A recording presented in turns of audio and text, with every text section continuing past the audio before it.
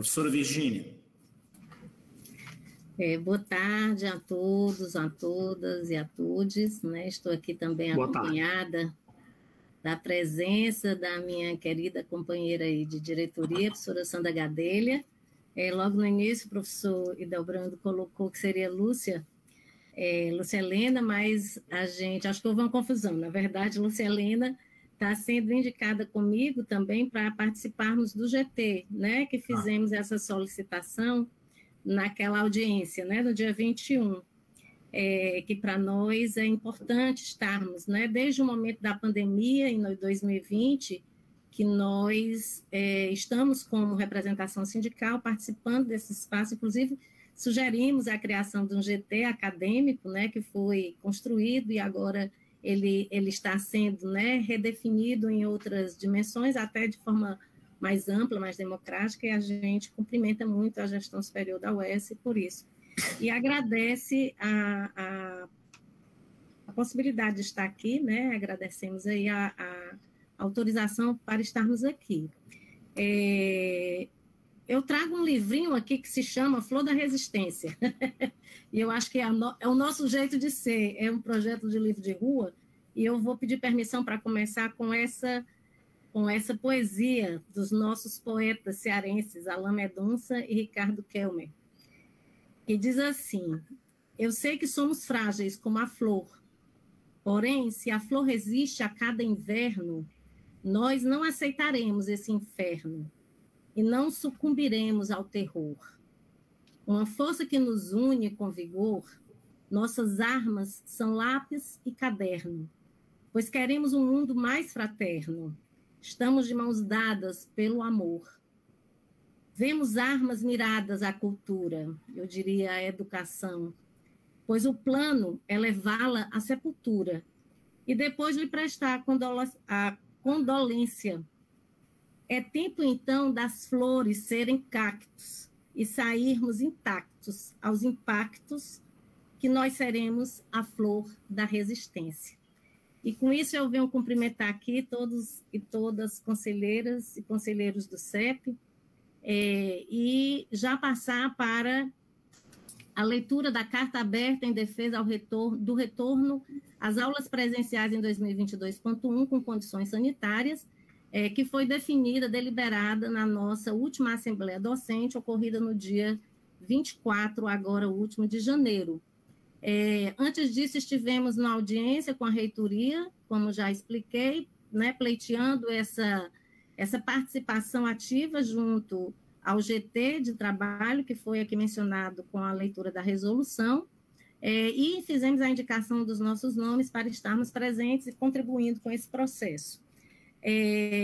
Nós temos todo esse hábito, né, e aqui convidamos a todos e a todas, professoras e professores, a nos acompanharem. Nós fazemos as nossas assembleias mensais, como uma perspectiva de discussão democrática e aberta de todas essas discussões, de todos esses debates que nos afetam, né? Afetam no sentido de nos articular para esse debate, para essas reflexões e para essas decisões, para que não fique simplesmente numa forma, né, restrita dos órgãos colegiados, mas que os órgãos colegiados escutem essa base, né, e nós temos tido uma relação muito, muito interessante desse ponto de vista com a gestão superior.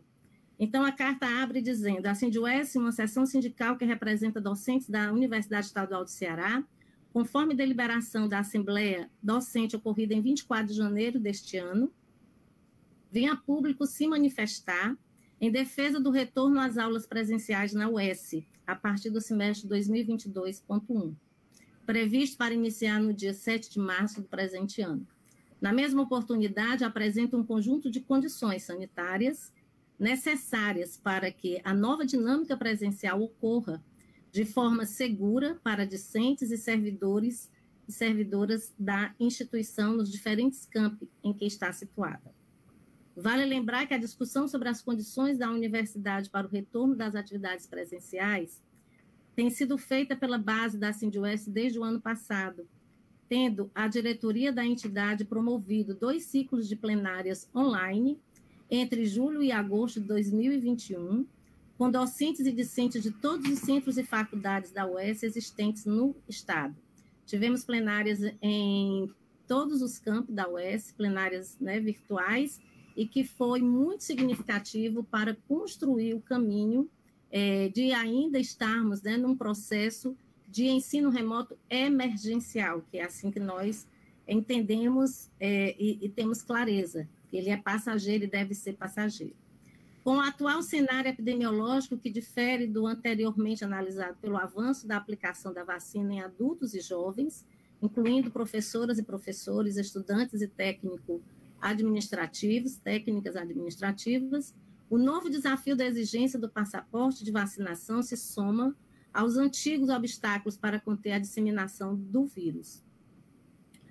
O presente momento de aumento dos casos de influenza e da Covid-19 evidencia a urgência na execução de estratégias pelo governo do Estado e a administração superior da universidade, a fim de que a dinâmica nas salas de aula e de mobilidade até os campi no interior não represente risco à comunidade acadêmica. Por isso, é fundamental que o retorno presencial esteja condicionado à retração do índice de contágio, cuja perspectiva é estimada por especialistas para o final do mês de fevereiro. Dessa forma, a Cindy-UES se posiciona de forma favorável ao retorno presencial das aulas a partir do semestre 2022.1, com a garantia de 1. Manutenção do calendário acadêmico com início em 7 de março de 2022, resguardando possibilidade de reavaliação da situação epidemiológica e, em caso de inviabilidade de retorno presencial, com segurança no início de março, que este mês seja dedicado à promoção de semanas pedagógicas e de integração, seminários de formação e outras atividades definidas por colegiados de curso, desde que realizadas de forma remota. 2. Exigência no ato de matrícula de comprovante de vacinação a todas e a todos os estudantes, bem como a todas e a todos os servidores e servidoras docentes e técnicos administrativos. 3. Obrigatoriedade de uso de máscaras N95 ou PFF2 nas dependências dos campi, destacando-se que estas devem ser disponibilizadas pela Administração Superior da UES a todos e todas, servidoras e servidores docentes, técnicos administrativos e estudantes. 4. Realização de testagem regular em todos os campi da universidade, com periodicidade semanal, de modo a identificar e isolar em tempo hábil os casos positivos. Esse é um diferencial, inclusive, que nós fizemos como proposta na reunião com a Secretaria de Saúde do Estado. Reorganização 5. Reorganização e reformas de espaços físicos a partir das demandas de cada campus e oferta de álcool em gel em todos os campos. 6. Negociação com gestores municipais e estadual para assegurar disponibilidade de transporte adequado a estudantes, notadamente nos campos do interior do estado, tendo em vista que a gente sabe já de muito, né, já há muito tempo das dificuldades nesse transporte, principalmente nos campos do interior, em que os alunos e alunas vêm como, né, como aqui na cidade, como latinhas de sardinha, e que isso concretamente é um espaço favorável à contaminação. 7, e último, atendimento integral às orientações de protocolo construído pelo Grupo de Trabalho de Enfrentamento à Pandemia do Coronavírus da UES. Então, essa é a deliberação, isso foi votado, estamos aqui, construímos essa nota aberta, mas isso passou por votação, definindo todos os critérios em que os professores e professoras presentes na Assembleia construíram no processo. E a gente quer destacar esse diferencial de que é preciso também termos a perspectiva de testes periódicos para que possamos aí manter um controle, né, dessa condição favorável a esse retorno presencial e a permanência do retorno presencial. Eu não sei se a Sandra gostaria de também me complementar, mas essa é a nossa primeira participação para que a gente possa participar também aqui do debate. Obrigada, professor Idelbrando, e obrigada aqui a todo o colegiado aqui do CEP. Então, boa tarde a todos e a todas, né? Eu acho, assim, da maior importância esse debate, todas as reflexões que foram aqui colocadas, né? Como a professora Virginia ressaltou, e a nossa nota também afirma, a UES teve uma posição muito destacada enquanto universidade durante toda a pandemia, no sentido de manter o diálogo, né, com todos os setores, inclusive também com os sindicatos, não só o nosso docente, mas também o sindicato dos servidores técnicos administrativos, né, e representantes estudantis, porque desde 2020 foi logo constituído, junto do GT de saúde, o GT acadêmico. E nesse âmbito, né, sempre houve um debate muito franco, muito profícuo, né, no sentido de que a gente avançasse, no sentido de garantir a segurança e a vida, né, sempre colocado em primeiro lugar, né, de todos os nossos alunos, docentes, as docentes, os servidores e as servidoras técnicas administrativas. Então, eu acho que isso é louvável, né? Inclusive, nós temos reuniões nacionais no nosso sindicato, não só entre todos os setores federais, municipais e estaduais, mas nós temos também reuniões específicas dos setores só das estaduais e só das municipais, e, né, quando a gente relata, né, como está se dando o processo em nossas universidades, a UES foi uma das primeiras a apresentar um plano, né, com protocolo de biossegurança, inclusive antes mesmo da USP. Então, eu acho que nós, né, da SINDUES, sempre trazemos questões, muitas vezes, que nós avaliamos na Assembleia, né, nós somos porta-vozes da Assembleia, não somos porta-vozes de nós mesmos, da diretoria, mas não sempre tendo, né, essa consciência, muitas vezes nós colocamos questões polêmicas, muitas vezes nós temos debates tensos, mas também nós sabemos reconhecer, né, a importância desse diálogo institucional estabelecido e das medidas que foram tomadas, né, devidamente.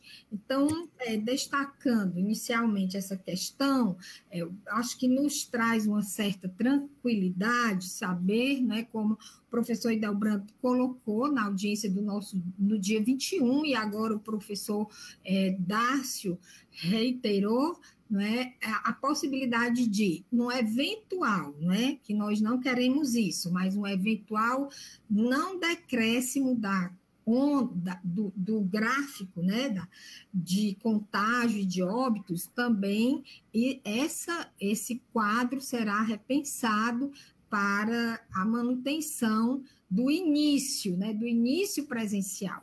Então, isso é uma questão importante que foi colocada na nossa Assembleia, e nós queremos aqui também retomar, no sentido de que essa reflexão, claro, será permanente nos seus GTs, né? Ia sugerir o que já foi colocado, da ampla divulgação. Eu acho que não é só a administração, acho que todos nós, professores, professoras, servidores, somos veículos e elementos de uma educação para a vacina, tanto com os nossos colegas, como também com os nossos alunos e demais servidores, né? Durante todo esse semestre, eu reiteradamente falei na minha disciplina, e acho que muitos colegas nossos têm feito isso, enfatizando a necessidade da vacina como uma proteção coletiva.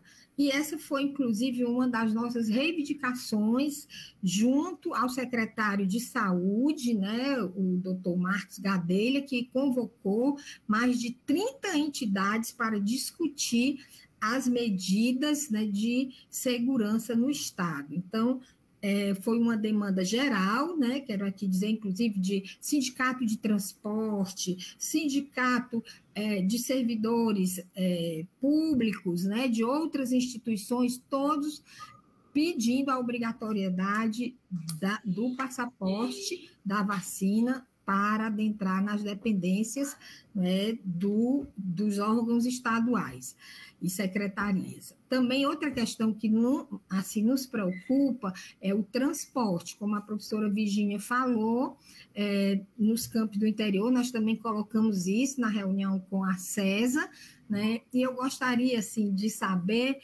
a despeito disso, porque nós entendemos plenamente que a resolução, ela fala do calendário, fala do trabalho acadêmico, mas esse trabalho ele está relacionado com transporte, com condições físicas, e essas questões também foram colocadas na nossa Assembleia, como se está havendo alguma possibilidade de diálogo com a Associação dos Prefeitos do Estado de Ceará, a Prece, a Undime, né, a Associação também dos gestores municipais, né, de educação, e ainda, não também quanto o transporte, né? E quanto à testagem, eu achei de muita valia a explicação da professora Evelise. Nós colocamos esse item, foi muito debatido, foi uma assembleia muito representativa, né? Nós tivemos quase 80 pessoas na assembleia, vários colegas da área de saúde, mas a questão do teste, nós sabemos, a professora Evelise tem toda a razão, quando coloca da dificuldade e, muitas vezes, dos falsos negativos, né? Mas no sentido de que seja disponibilizado aos nossos alunos, aos servidores, porque também, muitas vezes, a gente quer a testagem, como ela mesma falou, da dificuldade dessa testagem. Então, é uma luta constante para a gente fazer nos vários municípios, né?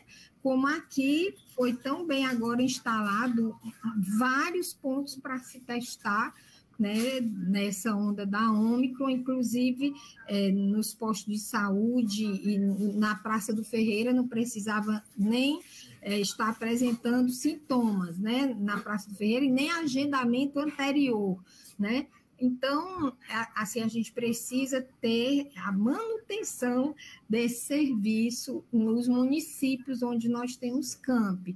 Então, são, assim, preocupações que coadunam, né, com os demais colegas desse egrégio conselho, no sentido de que nós voltemos, sim, foi muito importante essa deliberação da nossa Assembleia. Nós não queremos eternizar nem o ensino híbrido, nem a EAD, nós somos uma universidade de ensino presencial e, para isso, termos e, portanto, toda a questão da biossegurança. Ressaltar ainda o trabalho da Prograde, nós estivemos na reunião do Fórum de Coordenadores, onde foi amplamente discutida a questão e quanto mais a gente dialoga, quanto mais a gente discute, quanto mais as decisões são coletivas, menos erros a gente incorre. Então, muito obrigada, e era essa, né, as questões que eu queria ainda aportar. Muito obrigada, professor Idelbrando.